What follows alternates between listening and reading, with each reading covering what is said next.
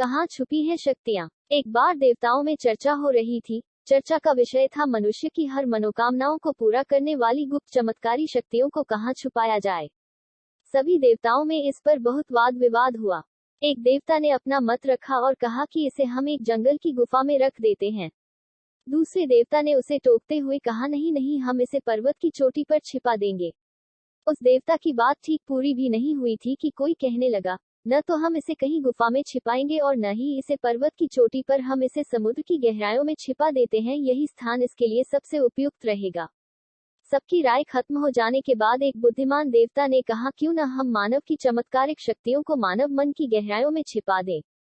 चूंकि बचपन से ही उसका मन इधर उधर दौड़ता रहता है, मनुष्य कभी कल्पना भी नहीं कर सकेगा कि ऐसी अद्भुत और विलक्षण शक्तियां उसके भीतर छिपी हो सकती हैं, और वह इन्हें बाह्य जगत में खोजता रहेगा। अतः इन बहुमूल्य शक्तियों को हम उसके मन की निचली तह में छिपा देंगे। बाकी सभी देवता भी इस प्रस्ताव पर सहमत हो गए, और ऐसा ही किया गया। मनुष्य के भीतर ही चमत्कारी शक्तियों का भंडार छुपा दिया गया। इसलिए कहा जाता है, मानव मवन में अद्भुत शक्तियां निहित हैं।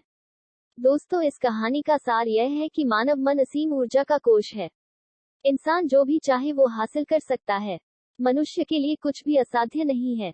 लेकिन बड़े दुर्भाग्य की बात है, उसे स्वयं ही विश्वास नहीं होता कि उसके भीतर इतनी शक्तियां विद्यमान हैं। अपने अंदर की शक्तियों को पहचानिए, उन्हें पर्वत, गुफा या समुद्र में मत ढूंढिए, बल्कि अपने अंदर खोजिए और अपनी शक्तियों को निखारिए। हथेलियों से अपनी आंखों को ढककर अंधकार होने का शिकायत मत कीजिए।